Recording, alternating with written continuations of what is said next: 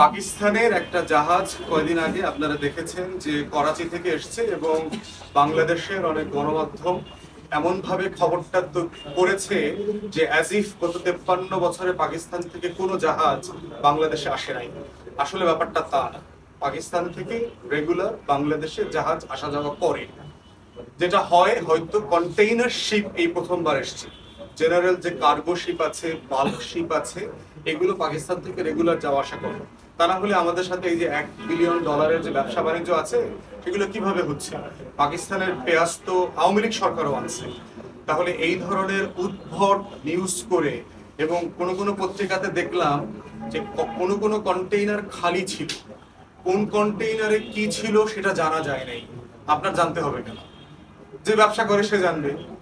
আপনাদের revenue board আছে, Bangladesh bank আছে, ওখানকার কাস্টমস ভ্যাটের যে গোয়েন্দা আছে, ওদের কিন্তু নিজস্ব গোয়েন্দা সংস্থা আছে। তারা দেখবে যে এলসি করা হয়েছে কোন পণ্যের জন্য। এটা কি আলুর জন্য করা হয়েছে? আলুর বদলে কি পটল এসেছে? পটলের বদলে কি পেঁয়াজ এসেছে? ওটা তারা দেখবে। কন্টেইনার খালি কেন আসছে, এই জবাব কিন্তু তারা করবে। কিন্তু বাংলাদেশের গণমাধ্যমে এমন একটা হইচই হয়ে গেছে, হায় হায় হায়, কি অবস্থা হয়ে গেছে। ভাবখান এরকম যে পাকিস্তান ভারত দখল করে ফেলছে, এরকম একটা খবর। বাস্তবতা তো আসলে সেরকম না।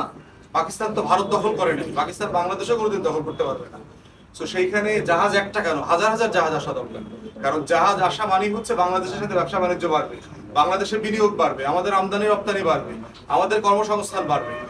পাকিস্তান তো কোনো নিষিদ্ধ দেশ না, তাদের সাথে তো আমাদের কূটনৈতিক সম্পর্ক আছে। ভারতের সাথে যেমন আছে, পাকিস্তানের সাথেও আছে। সকল দেশের সাথে আমাদের কূটনৈতিক সম্পর্ক আছে, তাদের সাথে ব্যবসা বাণিজ্য সবকিছু চলছে, চলমান থাকবে এবং থাকতে হবে।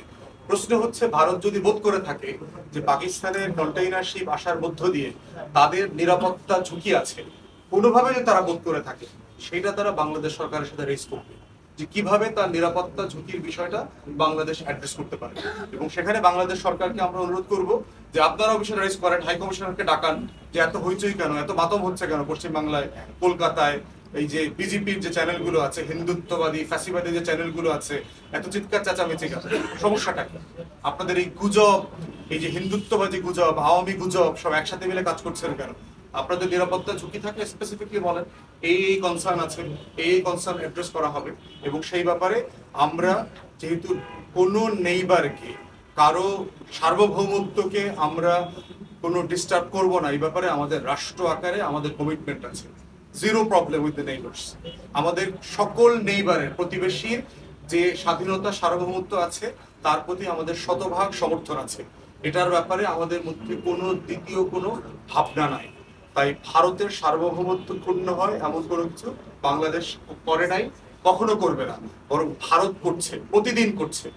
বাংলাদেশের ইতিহাসে নৃশংসতম হিটলারকে তারা তাদের দেশে আশ্রয় দিয়ে আমার স্বাধীনতা, সার্বভৌমত্ব, বিচার, মানবাধিকার প্রত্যেকটা জিনিসকে তারা প্রশ্নবিদ্ধ করেছে।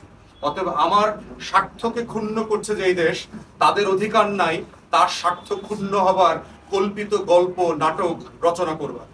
অতএব এই গল্প রচনা করা বন্ধ করে দিয়ে আমরা চাই দ্বিপাক্ষিক সম্পর্কটা পরিপক্ক আকার ধারণ করুক। এই সম্পর্কটা যেন আমরা সামনে নিয়ে যেতে পারি। এইটা হচ্ছে আমাদের পাকিস্তান থেকে ব্যবসা বাণিজ্যের সাথে, এর সাথে কোনো সম্পর্ক নাই। ব্যবসা চলবে, ঝুঁকি থাকবে, ঝুঁকিকে অ্যাড্রেস করতে হবে। সেটা আমরা কিভাবে কাজ করতে পারি আমরা সেটা দেখব।